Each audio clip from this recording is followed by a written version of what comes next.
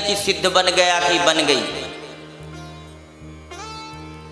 ये संकोच करो कि आपके हाथ में, आपके जेब में माला की जगह कोई और चीज ना हो। और आपके जितने भी पूर्वज संत महापुरुष हुए ना सज्जनों, ऐसा कोई भी बता दे कि उस महापुरुष के हाथ में माला नहीं तो हम आज से कथा करना छोड़ देंगे। स्वयं कबीर बाबा ने माला जपा और निचोड़ बताया कि माला जपते जपते ये निचोड़ आता है, लेकिन माला जपना पड़ेगा। अरे कबीरदास जी रामानंद स्वामी जी के शिष्य थे, हमारे रविदास जी महाराज। लोग कहते हैं भैया रविदास जी स्वयं हमारे रामानंद स्वामी जी के शिष्य थे। स्वयं रविदास जी वैष्णव तिलक लगाते थे। प्राचीन स्वरूप उठा के देख लेना, स्वयं रविदास जी महाराज जी के मस्तक में तिलक है। रविदास जी महाराज राम राम के अलावा आज तक कुछ बोले ही नहीं, बाकी जिसको जो बोलना है बोली जाए।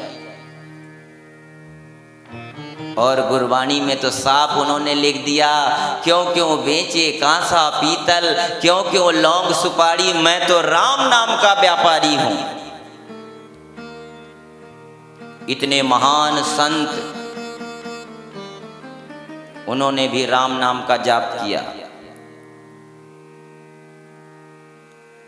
ऐसे ऐसे संत, उन्होंने भी, आपके पूर्वजों ने भी माला जपी। और आजकल आप लोगों को कबीरदास जी का दोहा याद आ जाता है।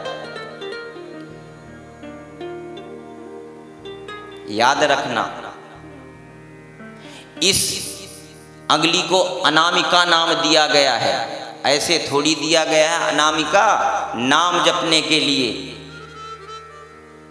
और जो माला जपते भी हैं तो उन्हें माला जपने की पद्धति नहीं पता। माला जपने की ये पद्धति है, ऐसे जाप किया जाता है, ऐसे नहीं है। और जब सिमेरू आ जाए तो उसके बाद उसको प्यार से पलटना पड़ता है। ऐसे नहीं कि उल्टी सुल्टी माला जपा रहे, हम तो बिल्कुल रब पा लिए। और कभी भी प्लास्टिक की माला से जाप नहीं करना चाहिए। किसी भी शास्त्र में नहीं लिखा, किसी भी ग्रंथ में नहीं लिखा। यदि लिखा तो हमें ले आके दे देना, अभी 2 दिन आपके यहां।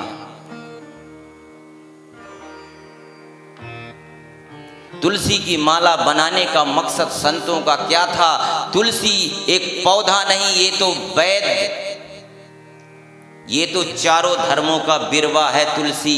इसके एक पत्ते का यदि सेवन नित्य निरंतर किया जाए तो सज्जनों लाखों करोड़ों हमारे रोग दूर हो जाते हैं। तुलसी की माला का बताने का मतलब जाप करते करते उसका तत्व इस अनाम का अंगुली के द्वारा आपके नस नस में विधेगा तो आपकी बीमारियां दूर होगी।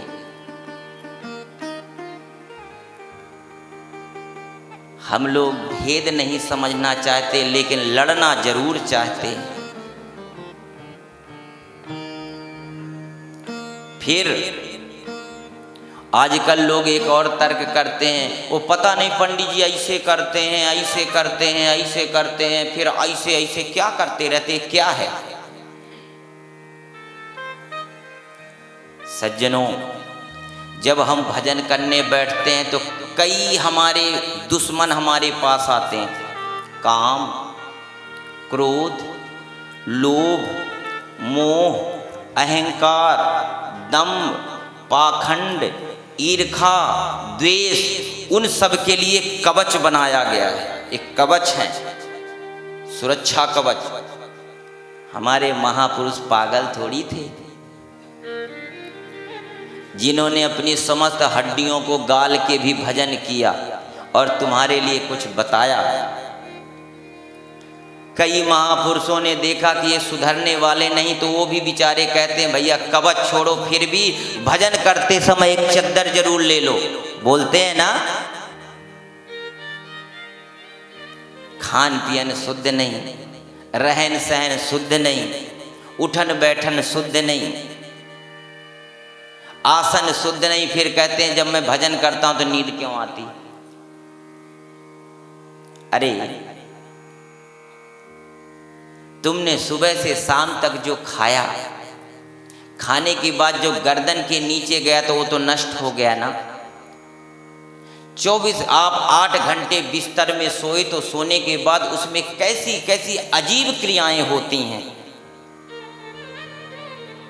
आज जब सुबह उठोगे और उठने के बाद शुद्धता नहीं करोगे, शुद्ध नहीं होगे, कपड़े इत्यादि नहीं बदलोगे, तो जब बैठोगे तो नीचे वाली गैस ऊपर आएगी तो नींद आएगी। अरे हम तो बड़े निरंकारी हैं, किसी को नहीं मानते, सब बकवास है ये। इसका मतलब तुम ही बकवास हो। ओरिजिनल चीज एक्सेप्ट करने में दिक्कत होती है, यही हमारी सबसे बड़ी गलती है कि अच्छी चीज हम एक्सेप्ट करना ही नहीं चाहते क्योंकि उसमें दिक्कत है।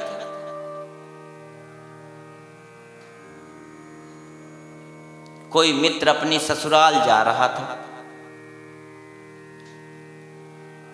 और मित्र मित्र से बड़ा प्यार करता है। अब ससुराल जा रहा था तो रास्ते में उसका मित्र मिल गया। बोला यार कहाँ जा रहा? बोले मैं तो ससुराल जा रहा हूँ। बोले चल तू भी चल ससुराल, प्यार भई जब से, आहा बैकुंठी नगरी। पहुंचे, बोला यार मेरे पास कपड़े उपड़े हैं नहीं और दिक्कत हो जाएगी यदि मैं तेरे साथ जाऊं। बोले क्या बात है, मित्र मित्र के वस्त्र धारण कर लेता है, तू भी पहन लेना। बोले चलिए। अब पहुंचे ससुराल। ससुराल में पहुंचने के बाद बड़ा इज्जत होती है पहले दिन।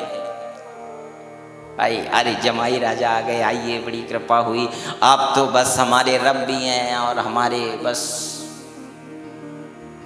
2-3 दिन बेचारा रुक जाए तो कहेंगे ससुरा भागता क्यों नहीं।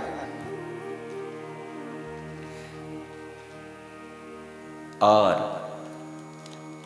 गए, बड़ी कृपा हुई, आप आए, बड़ी अपार कृपा, बड़े दिन में याद आए। अच्छा ठीक है, वो ठीक है, ये कौन है? बोले हमारे मित्र हैं और कपड़े भी हमारे पहन रखे। बंद कमरे में जाने के बाद बोला यार तू बड़ा बेकार आदमी है, बेइज्जती करा दी। वो तो ठीक है, तू कपड़े के बारे में क्यों बताया कि कपड़े भी मेरे पहन रखे हैं? ओ गलती हो गई यार, मैं तो अरे अब दूसरी जगह और पहुंचे। आइए बड़ी कृपा हुई, कितने दिनों के बाद आप आए, बड़ी अपार कृपा, बड़ी स्वागत हुई। और करते करते उन्होंने कहा हाँ सब ठीक है, बाकी ये मित्र अपने ही हैं, कपड़ों के बारे में। अरे फिर कपड़े? बोले बस ठीक, कपड़े इन्होंने अपने ही पहन रखे। अरे तूने बोला क्यों कपड़े? अब तो मैं बिल्कुल नहीं रुकूंगा, बिल्कुल तूने बेइज्जती करा दी मेरी।